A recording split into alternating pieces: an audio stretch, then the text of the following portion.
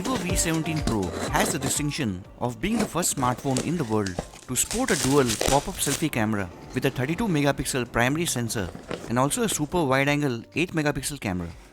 Besides that, the V17 Pro has other good stuff like a quad camera setup, Wideband L1 certification to stream HD content, a premium glass sandwich design with a more than decent mid-range Snapdragon processor, just a single variant 8GB of RAM with 128GB storage, and a customizable smart button on the left, among other things. And right now, it seems to be a good deal since the price has dropped a bit. It weighs in at a higher 201.8 grams, but the weight distribution is good and won't be an issue for those who are used to slightly heavier devices like the Redmi Note 8 Pro or Oppo F11 Pro. The build also seems to be sturdy in my usual trial bend. The Vivo V17 Pro is meant for those who are a bit conscious about looks and specifically want an attractive looking smartphone. The dual-sided glass sandwich design actually looks awesome and has this bluish hue on the Glacier ice color variant. This time Vivo has provided a tight-fitting hard-shelled case instead of the usual soft ones, and we'll find out later if it actually protects your device or not. Before moving on to the drop test, let's have a quick look at the heavy gaming review for those who also want good performance along with the cameras.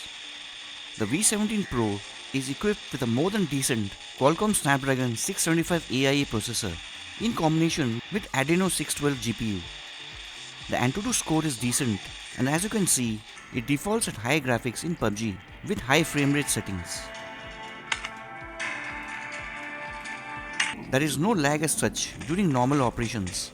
Quite a smooth experience during heavy games like PUBG, and definitely recommended for gamers.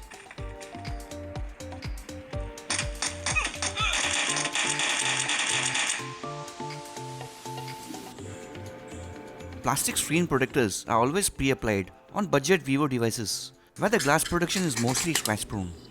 Here it is also pre-applied at the back of the V17 Pro, and since it is a costly and mid-range device, good quality glass is expected.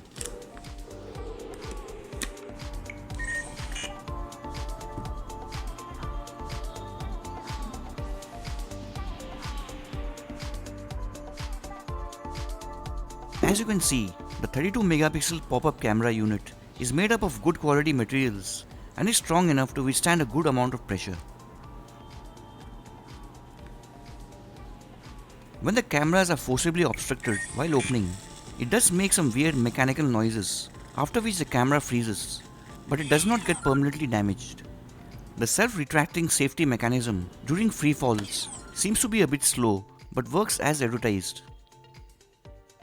AMOLED displays are more prone to damage during drops compared to LCD displays, and the Super AMOLED display on the Samsung Galaxy A70s had failed badly in its drop test. So it's kind of unnerving since the V17 Pro also has a Super AMOLED display. Starting the drop test first from pocket height with the company provided hard case and ordinary tempered glass.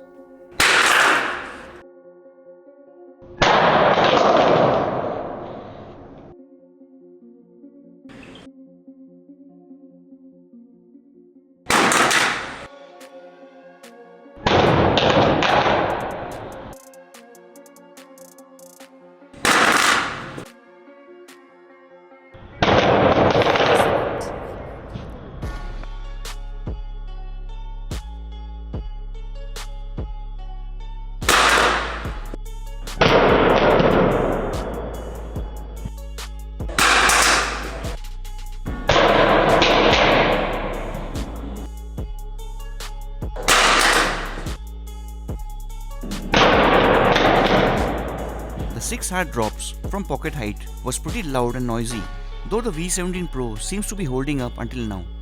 Next, starting the 7 drop from 6 feet head height.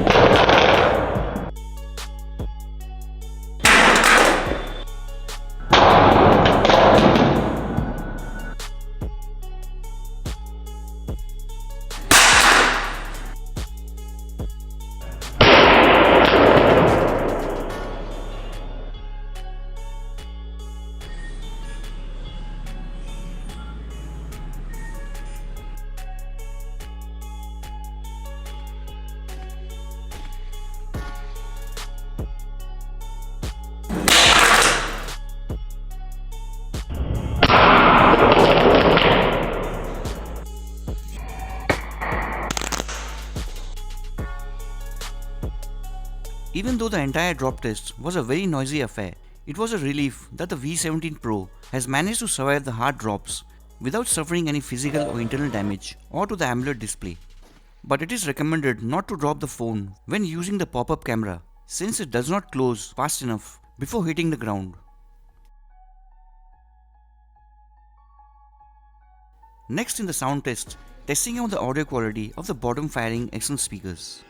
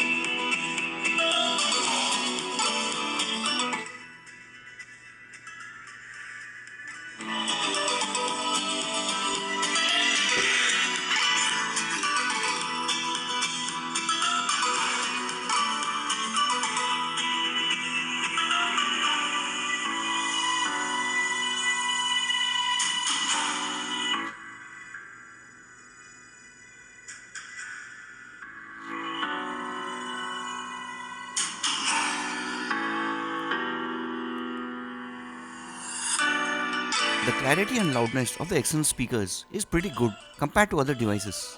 There were no issues faced while receiving calls, and it is an enjoyable experience while consuming media.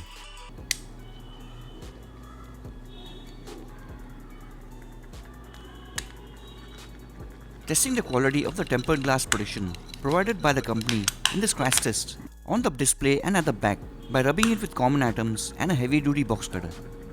The only Vivo device to actually survive the blade without any scratch marks was the Vivo Z1X.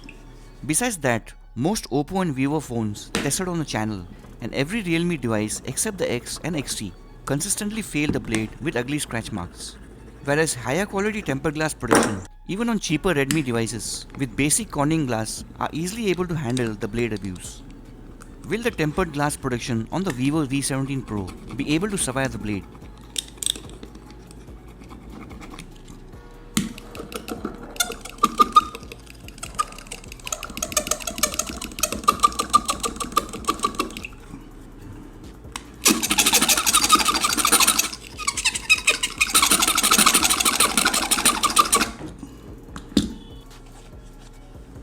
As expected of a premium mid-range device, the provided glass protection on the Vivo V17 Pro is of good quality and does not suffer any scratches or damage and passes my scratch test.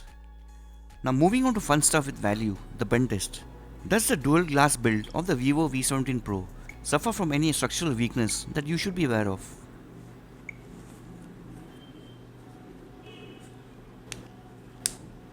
The last few glass sandwich devices, including the Vivo Z1X, Realme XT or Mi A3 had performed pretty well.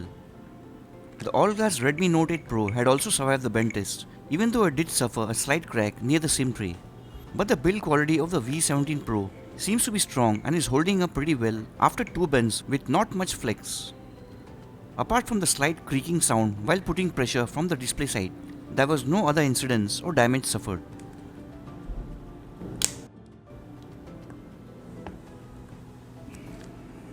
The Vivo V17 Pro passes my bend test with ease due to its well-designed body and strong structural build.